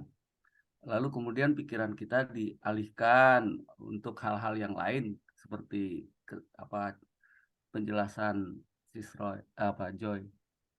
Hanya jangan sampai kita mau menggantikan seperti mau mengganti kebiasaan kita yang salah dengan membalas dengan kebaikan kita gitu. Jadi kalau kita mau ganti seperti itu, saya harus jalankan pekerjaan Tuhan untuk memaafkan hal yang saya sudah lakukan yang salah. Maka itu kan salah. Itulah perbuatan diri kan seperti itu. Iya. Cuma pikiran kita yang harus kita coba alihkan. Kan ini pikiran tadi masih mengarah kepada handphone. Sekarang pikiran kita itu harus mengarah kepada Yesus. Apa kehendak Yesus yang harus saya lakukan, dan minta tuntunan Tuhan supaya itu terjadi. Jadi bukan mengganti, tapi tadi ya perubahan pikiran seperti yang Saudara Ebin katakan, pikiran kita yang diubahkan. Jadi ini sangat menakutkan karena ketika itu kembali lagi kepada diri, ini apalagi orang Advent kan, saya udah memelihara Sabat, saya sudah melakukan ini, saya sudah melakukan itu. Inilah yang sebenarnya kembali kepada diri tadi, dan itulah Injil, jadi Injil palsu ketika kita kembali kepada pemikiran seperti itu gitu. Jadi kalau dikatakan ketika kita merasa memang kosong, terpuruk, dan itu memang firman Tuhannya katakan justru di saat itulah ketika kita kosong, maka kuasa Tuhan itu bisa full, bisa penuh gitu. Saya tidak setuju kalau misalnya iman itu dengan perbuatan, perbuatan kita 30%, nanti Tuhan akan lengkapi jadi 100%. Nah ini harus kita hindari karena poinnya adalah saya tetap 0. Karena kalaupun ada pertumbuhan iman, saya tidak bisa mengukur. Ya bolehlah kalau memang mau dikatakan 30%, tapi itu pun sebenarnya bukan perbuatan saya. Itu sepenuhnya adalah perbuatan Kristus yang sedang memberi perkembangan rohani kepada diri saya. Jadi tetap saya itu 0. Jadi semua perbuatan itu adalah dari Tuhan. Kalau ada yang perlu diluruskan, mungkin silahkan karena kita semua masih belajar. Terima kasih. Ya, terima kasih untuk Brother Jeki. Jadi saya sendiri setuju ya bahwa memang demikian. Jadi pembenahan itu harus dimulai dari pikiran ya. Ketika kita misalnya sedang melakukan yang salah, untuk jadi benar kita melakukan yang benar, ini justru adalah satu bentuk penyembahan berhala ya. Atau karena kita hidup di dalam kesalahan, kita harus hidup di dalam kebenaran. Ini pun sama, teman-teman. Ketika pikiran tidak dibenahi, ya, bagaimana sistem penyembahan berhala itu dalam bentuk pola berpikir, kita mau mengubah keadaan atau tempat ya, bagaimanapun dia tetap sama, dia akan balik terus gitu. Nah, di sini kita diajar untuk bagaimana kita menyelesaikan masalah itu dari sumbernya, yaitu bagaimana menghindari penyembahan berhala hanya dengan bergantung penuh kepada Tuhan. Dan kita melihat bahwa ketika kita membuat penghargaan ya terhadap sesuatu yang bukan Tuhan, lebih dari Tuhan, atau memprioritaskan sesuatu yang bukan Tuhan, lebih dari yang dimiliki oleh Tuhan atau Tuhan, yaitu sebenarnya sama dengan penyembahan berhala. Nah, ini terjadi di mental loh, ini terjadi pada pikiran gitu. Nah, ini harus dibenahi sampai pada titik ini ya. Nah, kemudian ketika ini terjadi dan kita membuat pilihan-pilihan yang benar, kita mau pergi ke tempat-tempat yang benar ya berdasarkan firman Tuhan. Ini adalah sesuatu yang kita bisa lihat adalah sesuatu yang pada akhirnya semua hukum yang menuntut kita, ketika kita mau melakukan, itu artinya hukum itu telah ditulis dulu di dalam hati kita. Dan itu artinya kita selaras ya dengan hukum. Artinya kita bukan hidup di bawah hukum Taurat. Kita melakukannya, maaf, karena kita menyukai untuk melakukannya. Ada beda ketika kita, sebentar ya.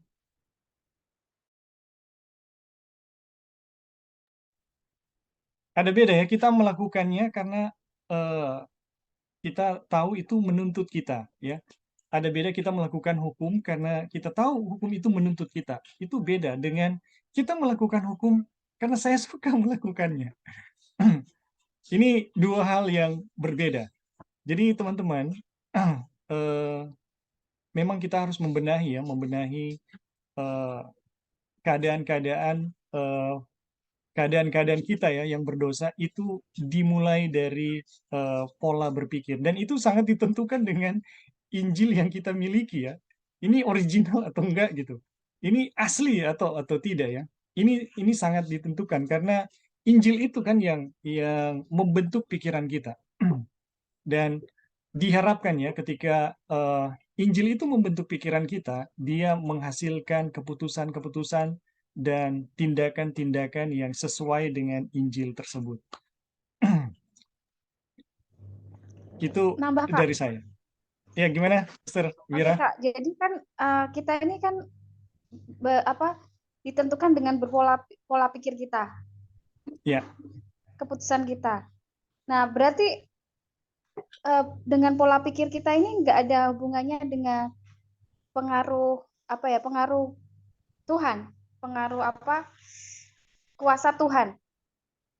Jadi itu penentuan atas pilihan sendiri, kuasa kita sendiri, atau memang kita benar-benar nggak punya kuasa milih atau gimana? Soalnya beberapa waktu ini ya jujur aja masih agak berdebat dengan Heli gitu, Heli ya.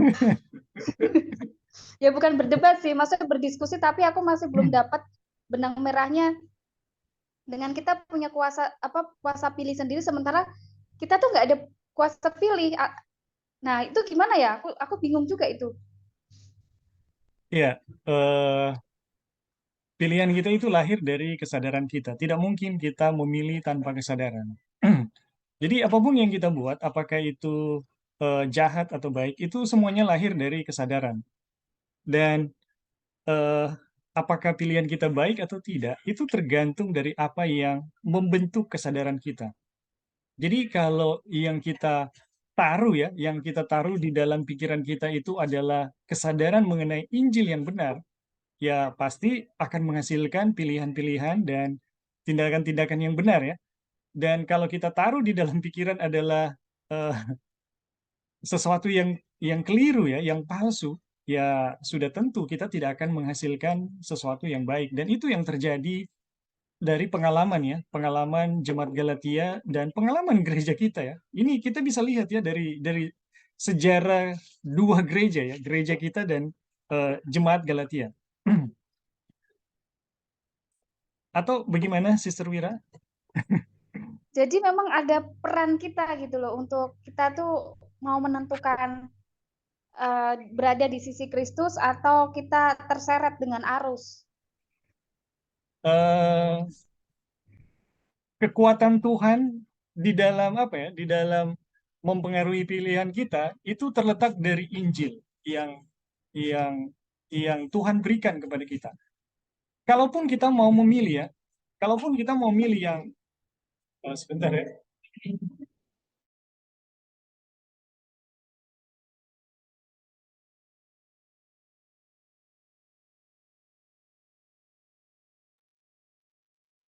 Kalaupun kita mau memilih yang benar ya, kalaupun kita mau milih yang benar, kita mau pilih yang baik, yang berkenan di hadapan Tuhan. Tapi yang kita taruh di dalam pikiran kita adalah sesuatu yang palsu. Apakah bisa terjadi pilihan-pilihan yang benar? Ya. Ini kenyataan yang terjadi di jemaat Galatia ya. Dan ini kenyataan yang terjadi di gereja kita gitu, dalam sejarah gereja kita. Jadi bagaimana kita memilih yang benar, itu sangat ditentukan oleh kesadaran kita yang benar. Pilihan itu tidak berdiri sendiri ya. Pilihan itu tidak bisa berdiri sendiri tanpa kesadaran. Jadi yang membentuk pilihan itu adalah kesadaran. Eh, Bahkan gini, kita bisa lihat ya, contoh-contoh yang paling jelas bahwa pilihan itu nggak berdiri sendiri waktu kita mengalami kesulitan tidur ya. Nah, kita sulit untuk tidur, sebenarnya bukan kita tidak bisa tidak bisa tidur, tapi karena pikiran kita mempengaruhi kita untuk tidak bisa tidur gitu. Ini padahal kita mau tidak bertindak ya. Kita mau tidur kan itu mau istirahat, mau nol aktivitas gitu. Tapi karena pikiran kita dipengaruhi ya oleh pikiran-pikiran yang nggak tahu apa ya, yang membuat kita sulit tidur, kita nggak bisa istirahat, kita nggak bisa nol. Padahal kita mau berhenti loh. Bahkan di situ kita bisa lihat, kita mau nol pun itu sangat dipengaruhi oleh pikiran. Begitu juga kita mau bertindak, itu dipengaruhi oleh pikiran. Makanya teman-teman kita bisa lihat ya, setiap perubahan yang terjadi di dunia ini, kita bisa melihat sejarah reformasi, sejarah Advent, ya, perubahan-perubahan yang besar terjadi, semuanya harus ada pekabaran, ya.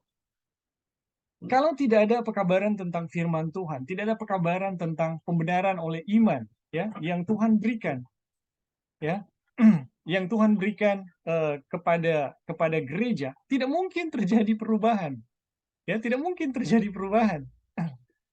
Semua perubahan itu harus terjadi di dalam satu kesadaran.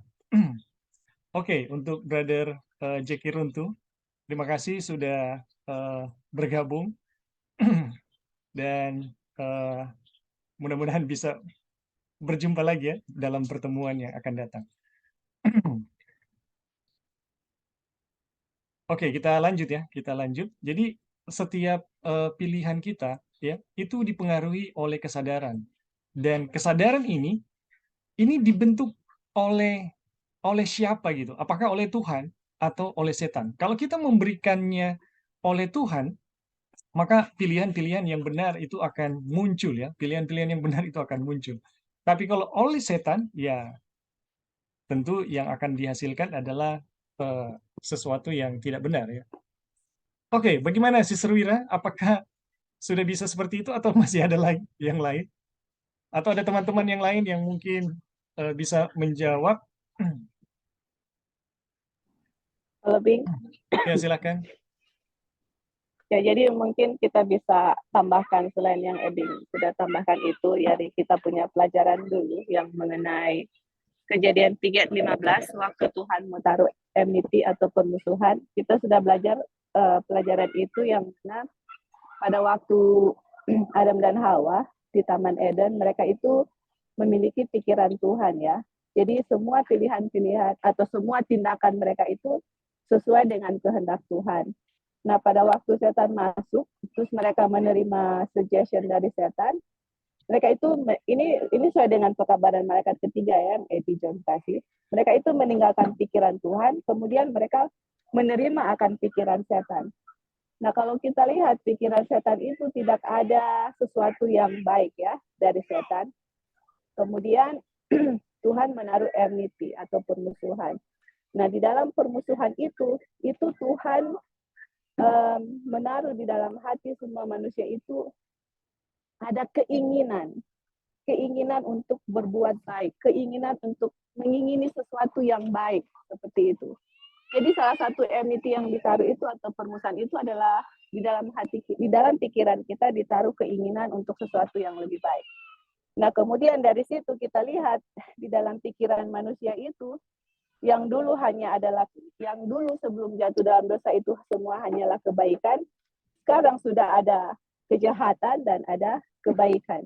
Nah, kemudian dan kita kembali lagi ya kepada yang Ebing tadi kasih komentar.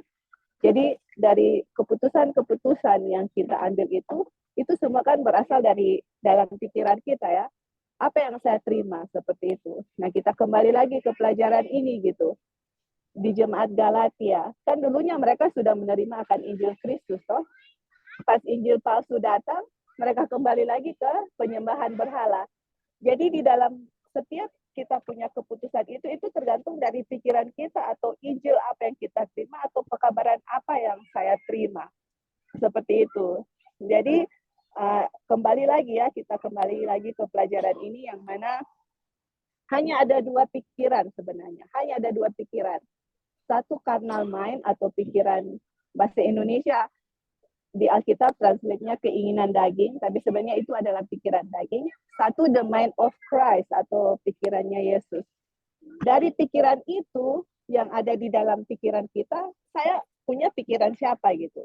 Apakah saya mempunyai carnal mind atau pikiran daging, yaitu pikiran setan atau pikiran diri.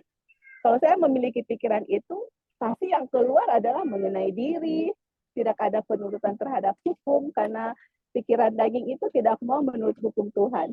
Kalau kita memiliki the mind of Christ, itu tidak ada diri sama sekali, karena the mind of Christ atau pikiran Yesus di dalam Filipi 2, 5-8, itu nggak ada pikiran mengenai dirinya sendiri. Seperti itu. Dan yang tadi juga kembali yang Sister Mira kasih ya, yang pertanyaan yang tadi. Nah itu betul yang tadi Brother Eric sama Brother Jackie bilang, hanya ada dua. Jadi sekarang misalnya saya sangat terpengaruh oleh sosial media seperti itu.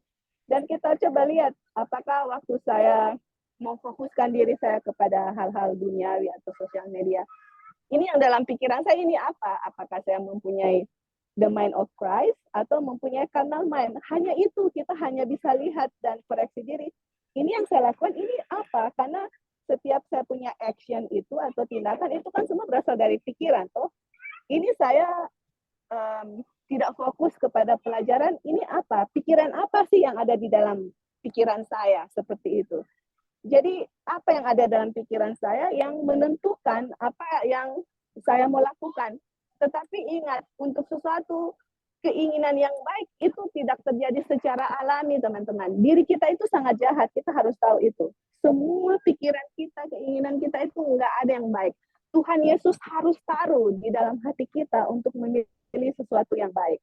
Seperti itu. Kalau Tuhan tidak taruh hati di dalam pikiran kita untuk memilih sesuatu yang baik, Ellen White bilang, kita itu akan berperang melawan surga dan melawan Tuhan Yesus. Itu betapa jahatnya kita, teman-teman. Dan hanya kuasa Injil lah yang bisa menghancurkan carnal mind. Seperti itu ya. Jadi kayak yang tadi saya bilang juga bahwa kita menggantikan dengan sesuatu yang baik atau hal yang baik, itu sebenarnya kalau di dalam pikiran kita memiliki the mind of Christ, itu akan secara natural itu terjadi ya teman-teman. Kita tidak membuat planning, oh saya harus bikin ini, saya harus bikin itu untuk supaya menggantikan suatu hal-hal yang tidak baik.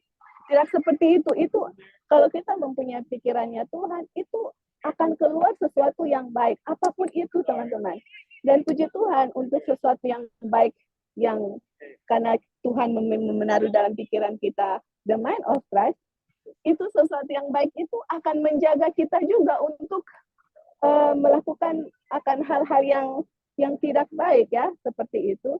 Jadi dari pikiran yang benar akan keluar tindakan yang benar, dan tindakan yang benar itu juga akan menjaga kita dari pengaruh-pengaruh yang jahat. Jadi sebenarnya semuanya itu berasal dari pikiran, dan kalaupun ada keinginan yang baik, kita harus ingat itu adalah pekerjaan Tuhan. Dan bukan hanya keinginan yang Tuhan berikan yang sesuatu yang baik. Di Filipi 2 ayat 13 dibilang, karena Tuhan yang membuat to will and to do. Hanya Tuhan yang memberikan kita sesuatu keinginan yang baik, dan dia juga sendiri yang melakukan di kita. Seperti itu. Jadi itu sangat luar biasa ya. Saya mempunyai keinginan yang baik, Tuhan yang taruh. Saya melakukan sesuatu yang baik, itu semua juga adalah pekerjaan Tuhan. Makanya karena semua keinginan dan pekerjaan Tuhan yang berikan, kalau orang melihat sesuatu yang baik di kita, siapa yang kita harus give glory? Diri sendiri? Enggak. Kita bilang, puji Tuhan, itu semua Tuhan yang berikan, itu dan itu juga semua yang Tuhan lakukan di dalam saya, dan terpujilah nama Tuhan. Seperti itu. Oke, thank you, Bing. Baik. Terima kasih Sister Joy. Jadi jelas ya, kita bisa memilih ketika Tuhan telah menaruh ya pilihan itu di dalam diri kita. Kalau Tuhan tidak pernah menaruh, maka semua yang kita pilih adalah jahat ya.